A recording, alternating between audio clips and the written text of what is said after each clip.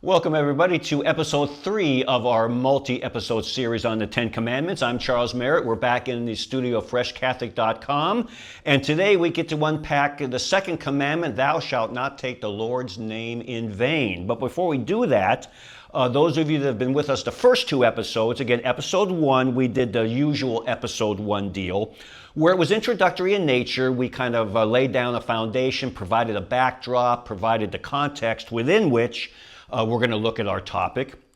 And then in episode 2, we start the topic itself. And we did the same thing with this series. Episode 1, we provided some background and backdrop and context for our study of the Ten Commandments. Last episode, we looked at the first commandment. This episode, we'll look at the second commandment. And hopefully, if you were with us last episode when we did look at the first commandment, you saw that something I mentioned in the introductory episode, we're already starting to see it play out in that the commandments are more than just the main commandment. Underneath that main commandment are all different aspects and components and levels of the main commandment. And we saw that clearly in the first commandment. We'll see it again today in the second commandment, and we'll continue to see it all the way through the rest of the 10 commandments. So each of the commandments is just not the main commandment that we see. When we kind of peel back some layers, we'll see a number of different components, a number of different aspects to it. So, episode 3, commandment number 2, thou shalt not take the Lord's name in vain. And if you're like a lot of people, you think that there's only one way to take the Lord's name in vain, and that is if you use it as part of profanity.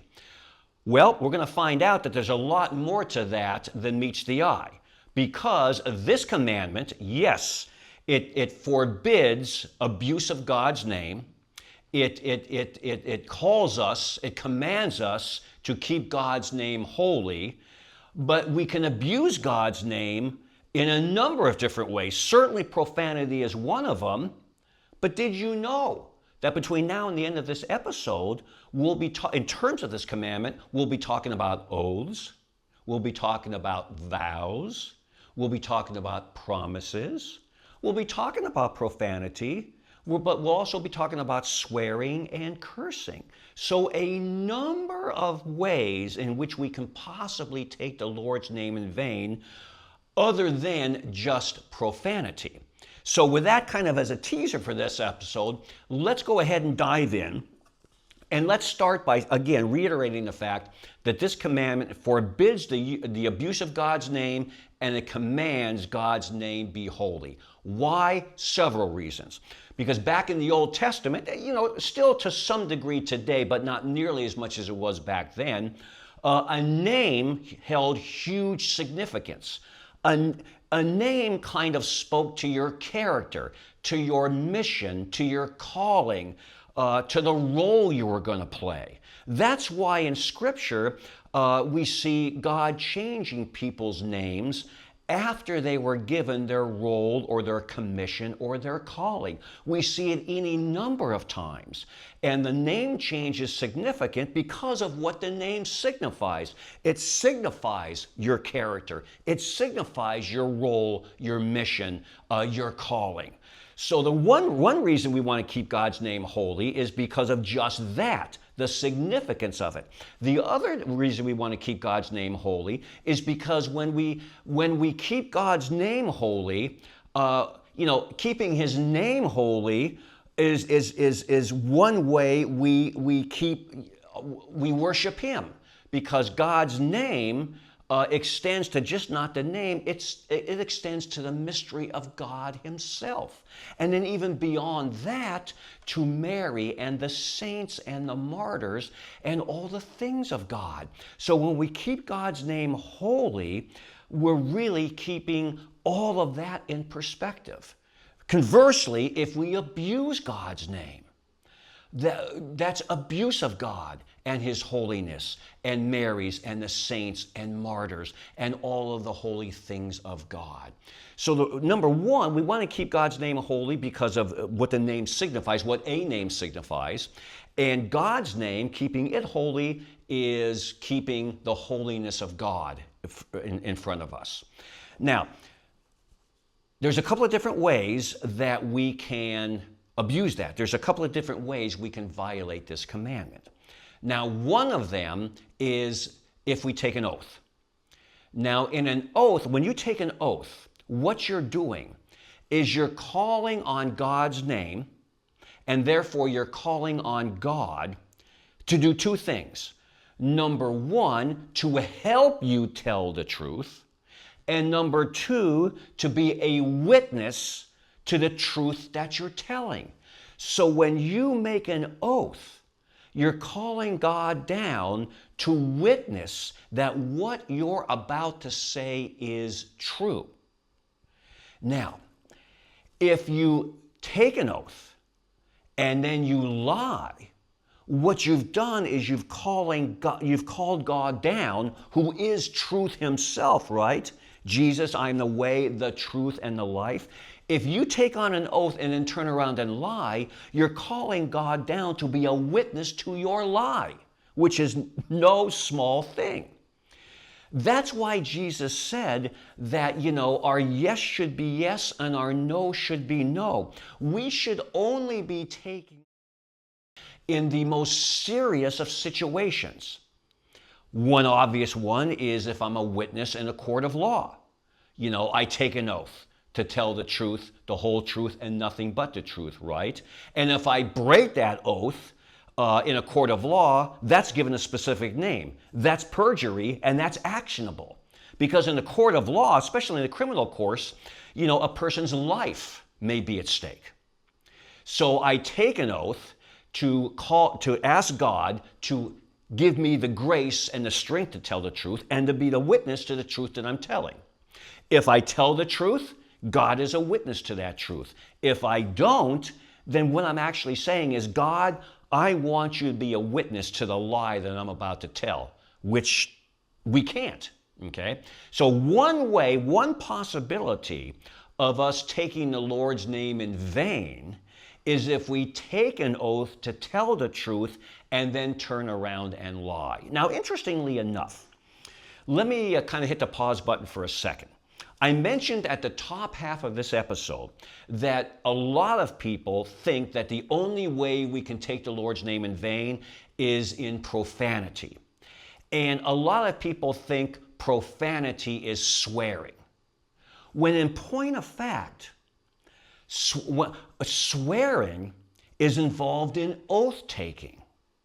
So if I abuse the Lord's name and I engage in profanity, I'm engaging in just that, profanity. Technically, I'm not swearing because swearing is part of oath-taking. You swear to take an oath. I swear to tell the truth, the whole truth, and nothing but the truth. So a lot of people, they think profanity and swearing are really kind of two different ways of saying the same thing. They think they are the same thing, when in point of fact, they're not. Profanity is just that, profanity. Swearing, technically, is when I take an oath. I swear an oath, and we've already indicated that when I swear an oath, I'm calling God down to be the witness to the truth I'm telling, and if I turn around and tell a lie, I have abused, I've taken God's name in vain. So again, one way I can violate this commandment is if I take or I swear an oath and then turn around and lie. Another way I can violate this commandment is if I take a vow. So if I'm taking a vow, okay, what I'm doing, if it is a vow, what I'm doing is I'm promising God that I'm going to carry through with what I am vowing. Now, if I take a vow and I promise God that I'm going to carry through with it, and I break that vow, that's another way that I can break this commandment. Because when I'm taking a vow, I'm calling on God through use of His name that I'm promising to go through with something. And if I break the vow, it's kind of akin to breaking my oath, right? In both cases, I've involved God in oath-taking, that to be a witness to the truth I'm telling. In vow-making, I'm involving God that I'm going to carry through with that vow. So if I lie under oath or if I break the vow, Those are both ways I can violate this commandment because I've called on God's name and therefore God to do something. If I don't do it, that is an abuse of this commandment. That's a violation of this commandment. So, if you were to ask me, Charles, other than profanity, what are the different ways of taking the Lord's name in vain? Well, I would say one way is if you swear an oath to tell the truth and you turn around and lie.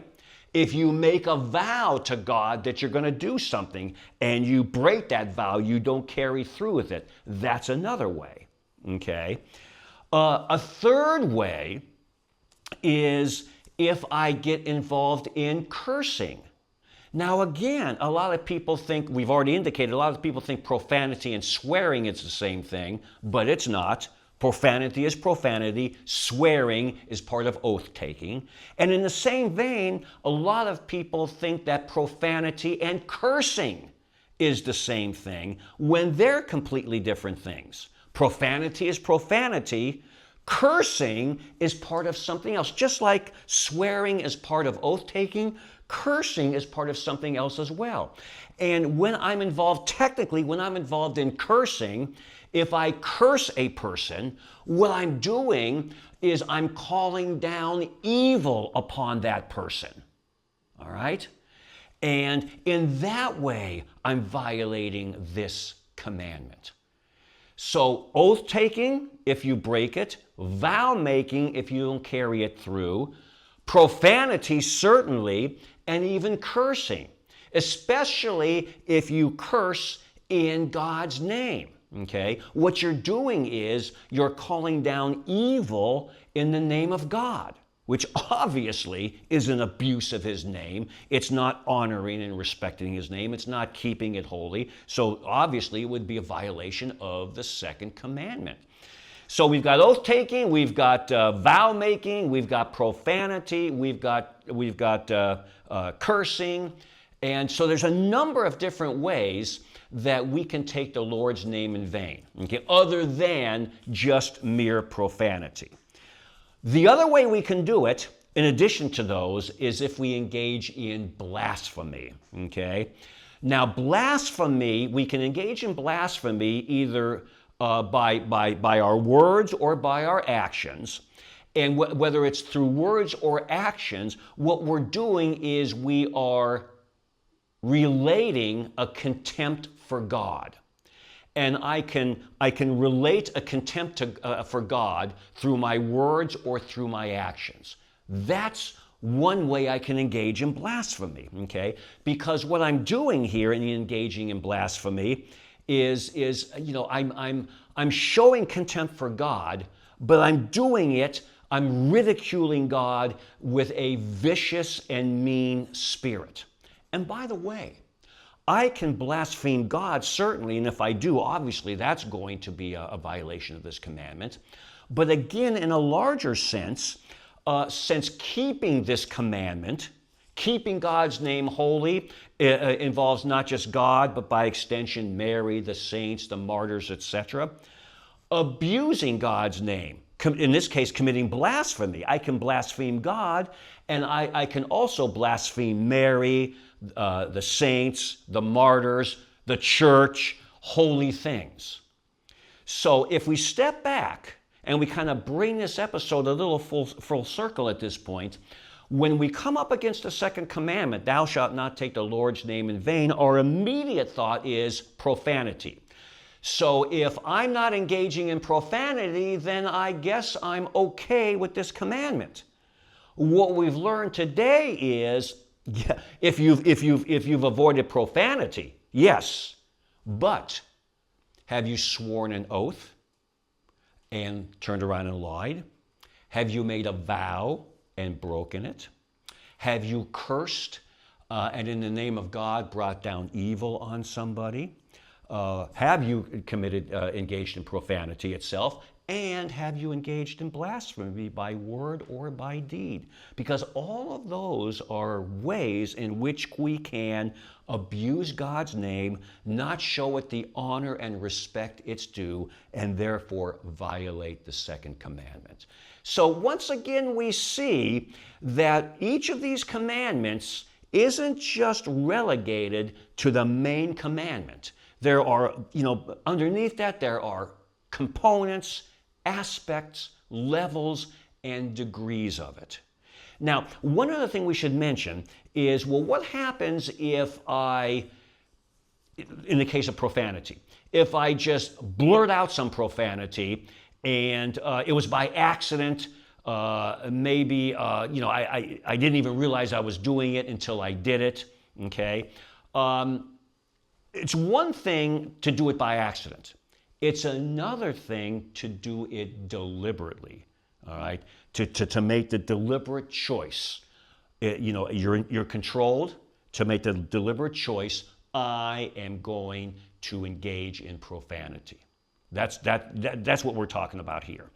Now, let's go back to oaths one more time, okay?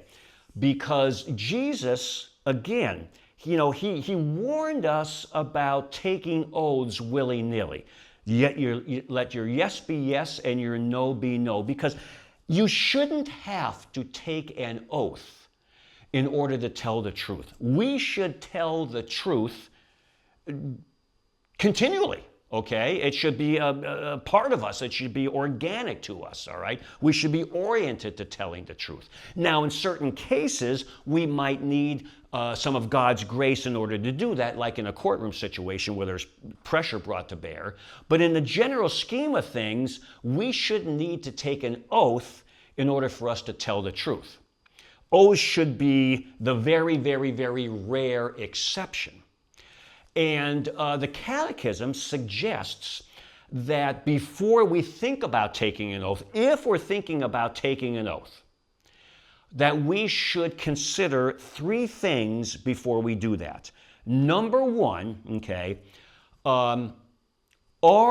is what we're about to say, is what we're calling God down to be witness to what we're about to say, is it in fact going to be the truth? Is it going to be truthful? So when I take an oath, am I calling God down to witness to a truth? Okay, that's number one. Number two is I should consider, all right, what I'm doing. I shouldn't engage in a rash oath, because again, if I swear an oath, if I take an oath, and I break it and I lie instead of telling the truth, I'm violating the second commandment. That's not an insignificant thing. So we want to keep in mind the consequences of taking an oath and violating it, and I shouldn't take oaths rashly. Number three, what I should do is I should consider whether or not I intend to tell the truth, okay? Because again, there's going to be certain pressures brought to bear, okay? And I should realize that, and I should say to myself, okay, no matter what pressure is brought to bear on me, I am asking God to be a witness to the truth I'm about to say. So no matter what the pressure, I better be willing to be able to go through with that and tell the truth. And by taking on an oath, okay, you're asking God for the help to do that. So the second commandment involves more than just profanity. Profanity is bad enough. I think we can all agree on that. But it involves more than just profanity. So the next time you swear an oath, the next time you make a vow, anytime you're going to call on God's name and therefore call on God, and anytime you use God's name in any sense, in ordinary day-to-day language, oaths, vows, what have you, okay, you want to realize that if you abuse God's name, then you're violating this second commandment. So with that, we'll bring this third episode to a close. And in the next episode, we'll take a look at commandment number 3, keeping the Sabbath day holy. And again, like we've seen hopefully in the first and second commandment, there's a lot more to that than meets the eye. So until next time, again, I'm Charles Merritt. Thank you for supporting freshcatholic.com. Take care and God bless.